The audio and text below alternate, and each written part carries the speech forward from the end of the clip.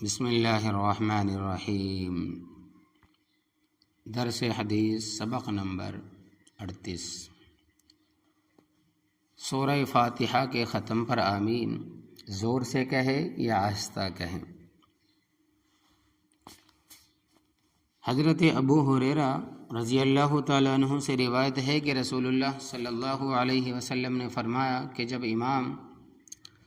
سورہ فاتحہ کے ختم پر آمین کہے تو تم مقتدی بھی آمین کہو۔ جس کی آمین فرشتوں کی آمین کے موافق ہوگی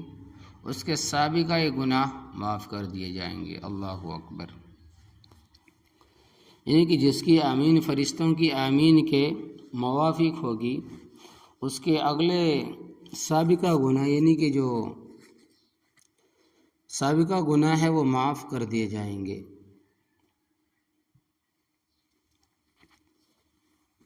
کسی کی آمین فرشتوں کی آمین کے موافق ہونے کے شارحین نے کئی مطلب بیان کیا، ان میں سب سے زیادہ راجح قول یہ ہے کہ فرشتوں کی آمین کے ساتھ آمین کہی جائے، نہ اس سے پہلے ہو نہ اس کے بعد میں، اور فرشتوں کی آمین کا وقت وہی ہے جبکہ امام آمین کہے۔ تو اس بنا پر رسول اللہ صلی اللہ علیہ وسلم کے ارشاد کا مطلب یہ ہوگا کہ جب امام سورہ فاتحہ ختم کر کے آمین کہے تو مقتدیوں کو چاہیے کہ وہ بھی اسی وقت آمین کہیں، کیونکہ اللہ تبارک و تعالیٰ کے جو فرشتے ہیں وہ بھی اسی وقت آمین کہتے ہیں، اور اللہ تبارک و تعالیٰ کا یہ فیصلہ ہے کہ جو بندے فرشتوں کی آمین کے ساتھ آمین کہیں گے ان کے سابقہ گناہ معاف کر دیے جائیں گے، یعنی ہونے والے جو گناہ ہے وہ معاف کر دیے جائیں گے۔ حضرت ابو موسیٰ اشعری رضی اللہ تعالیٰ عنہ سے روایت ہے کہ رسول اللہ صلی اللہ علیہ وسلم نے ارشاد فرمایا کہ جب تم نماز پڑھنے لگو تو اپنی صفیں اچھی طرح درست کرو اور سیدھی کرو، پھر تم میں سے کوئی امام بنے، پھر جب وہ امام تکبیر کہے تو تم تکبیر کہو، اور جب وہ سورہ فاتحہ کی آخری آیت پر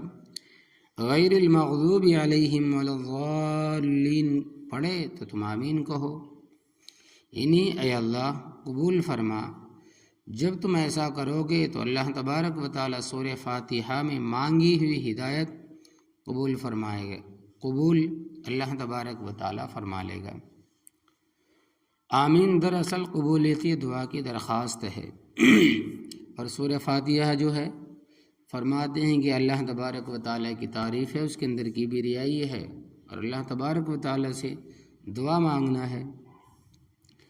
اور اس بندے کی طرف سے اس بات کا اظہار ہے کہ میرا کوئی حق نہیں ہے کہ اللہ تبارک و تعالیٰ میری دعا کو قبول ہی کر لے، اس لیے سائلانہ دعا کرنے کے بعد، یعنی کہ سوال جو کرتے ہیں سورہ فاتحہ کے اندر سوال کرنے والے مانگنے والے، تو سائلانہ دعا کرنے کے بعد وہ آمین کہہ کے پھر درخواست کرتا ہے کہ اے اللہ محض اپنے کرم سے میری حاجت پوری فرما دے اور میری دعا کو قبول فرما لے۔ تو اس طرح یہ مختصر سا لفظ رحمت خداوندی کو متوجہ کرنے والی ایک مستقل دعا ہے۔ سنن ابی داود میں ابو زہیر نمیری رضی اللہ تعالیٰ عنہ سے روایت ہے کہ ایک رات ہم لوگ رسول اللہ صلی اللہ علیہ وسلم کے ساتھ چلے جا رہے تھے، ایک شخص کے پاس سے گزرنا ہوا جو بڑے الحاح اور انہماک کے ساتھ اللہ تبارک و تعالیٰ سے دعا کر رہا تھا، یعنی کہ بڑے والہانہ انداز میں اللہ تبارک و تعالیٰ سے رو رو کے دعا کر رہا تھا۔ تو رسول اللہ صلی اللہ علیہ وسلم نے فرمایا کہ اگر یہ شخص اپنی دعا پر مہر لگا دے تو یہ ضرور قبول کرا لے گا۔ آپ کے ساتھیوں میں سے کسی نے عرض کیا کہ کس چیز کی مہر؟ تو آپ نے فرمایا کہ آمین کی مہر۔ تو اس حدیث سے معلوم ہوا کہ دعا کے ختم پر آمین کہنا ان چیزوں میں سے ہے جن سے دعا کی قبولیت کی خاص امید کی جا سکتی ہے۔ اسی طرح نماز میں آمین بلند آواز سے کہی جائے یا آہستہ، یہ مسئلہ بھی خواہ مارکی کا مسئلہ بن گیا ہے، حالانکہ کوئی با انصاف صاحب علم اس سے انکار نہیں کر سکتا کہ حدیث کے مستند ذخیرے میں اونچی آواز سے کہنے کی روایت بھی موجود ہے اور آہستہ کہنے کی بھی۔ اسی طرح اس سے بھی کسی کو انکار کی گنجائش نہیں ہے کہ صحابہ اور تابعین کا دونوں طرح کا معمول تھا، اور یہ بجائے خود اس بات کی واضح دلیل ہے کہ رسول اللہ صلی اللہ علیہ وسلم سے دونوں طریقے سے ثابت ہے کہ آہستہ بھی کہنا اور زور سے بھی کہنا، اور آپ کے زمانے میں دونوں طرح عمل ہوا ہے۔ یہ ناممکن ہے کہ آپ کے زمانے میں کبھی آمین اونچی آواز کے ساتھ نہ کہی گئی ہو اور آپ کے بعد بعض صحابہ اونچی کہنے لگے ہوں۔ اسی طرح یہ بھی قطعاً ممکن نہیں ہے کہ آپ کے دور میں اور آپ کے سامنے آمین آہستہ کہنے پر بھی کبھی عمل نہ ہوا ہو اور آپ کے بعد بعض صحابہ ایسے کرنے لگے ہوں۔ الغرض صحابہ اور تابعین میں دونوں طرح کا عمل پایا جانا اس کی قطعی دلیل ہے کہ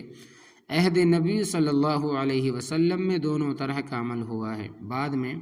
بعض ائمہ مجتہدین نے اپنے علم و تحقیق کی بنا پر یہ سمجھا کہ آمین میں اصل اونچی آواز سے کہنا ہے، اور عہد نبی صلی اللہ علیہ وسلم میں زیادہ تر عمل اسی پر تھا، اگرچہ کبھی کبھی اس کے خلاف بھی ہوتا تھا۔ اس لیے ان حضرات نے آمین اونچی آواز سے کہنے کو افضل کہا اور آہستہ سے کہنے کو بھی جائز کہا، اور اس کے برعکس دوسرے بعض ائمہ نے اپنی معلومات کے بنا پر یہ سمجھا کہ آمین جو قرآن کا لفظ بھی نہیں ہے، دراصل وہ آہستہ سے کہنے کی چیز ہے، اور رسول اللہ صلی اللہ علیہ وسلم کے دور میں عام طور سے آہستہ ہی کہا جاتا تھا، اگرچہ کبھی کبھی بالجہر بلند آواز سے بھی کہا جاتا تھا۔ تو الغرض جن ائمہ کی تحقیق اور غور و فکر نے ان کو اس نتیجے پر پہنچایا کہ ان کی رائے یہ ہوئی کہ اصل اور افضل خاموشی سے کہنا ہی بہتر ہے۔ تو اصل جو افضل ہے اور اصل ہے وہ خاموشی سے یعنی آہستہ کہنا ہی بہتر ہے، لیکن اونچی آواز سے کہنا بھی جائز ہے۔ بہرحال ائمہ کے درمیان اختلاف صرف افضلیت میں ہے، جائز ہونے کے بارے میں کسی کو بھی انکار نہیں ہے، اور یقیناً ہمارے ائمہ سلف میں سے ہر ایک نے وہی رائے قائم کی ہے اور اسی کو اختیار کیا ہے جس کو انہوں نے دیانتدارانہ غور و فکر اور تحقیق کے بعد زیادہ صحیح سمجھا۔ تو وہی صحیح بتایا کہ ہمارے ائمہ جو ہے وہ بڑے ہیں، وہ فرماتے ہیں کہ بنسبت اس کے کہ زور سے آمین کہنے کے بجائے افضل اور اصل یہ ہے کہ آمین آہستہ کہی جائے سورہ فاتحہ کے ختم پر، تو دونوں طریقے سے وہ اس دعا میں شامل ہو جائیں گے۔ یعنی کہ جو فرشتے فرماتے ہیں کہ جو فرشتوں کے آمین کے موافق ہوگی، جن کی آمین اس کے سابقہ گناہ معاف کر دیے جائیں گے، تو اس میں دونوں بھی شامل ہے، اسی وقت دونوں آمین کہتے ہیں۔ تو اللہ تبارک و تعالی ان سبوں کو جزائے خیر دے اور ہم سب کو اتباع حق اور عدل کی توفیق سے نوازے، آمین۔ دعا فرما لیں۔ یا اللہ ہم سب کو نبی کریم صلی اللہ علیہ وسلم کی سچی محبت عطا فرمائیے، اور ہمیں اپنے بچوں کو بھی آپ صلی اللہ علیہ وسلم کی محبت اور اس کے تقاضے سکھانے کی توفیق عطا فرمائیے۔ یا اللہ ہم سب کو اپنی عقائد، عبادات، معاملات، معاشرت اور اخلاق میں علماء حق کی تعلیمات کے مطابق درست کرنے کی فکر نصیب فرمائیے۔ یا اللہ ہم نے آج اس احادیث مبارکہ سے دین کا علم حاصل کیا ہے، اس کو صحیح انداز میں محبت و حکمت سے دوسروں تک اور خاص طور پر اپنے گھروں میں پہنچانے کی توفیق عطا فرمائیے، آمین یا رب العالمین۔ اللہم صلی علی سیدنا محمد وعلی آل سیدنا محمد وبارک وسلم برحمتک یا ارحم الراحمین۔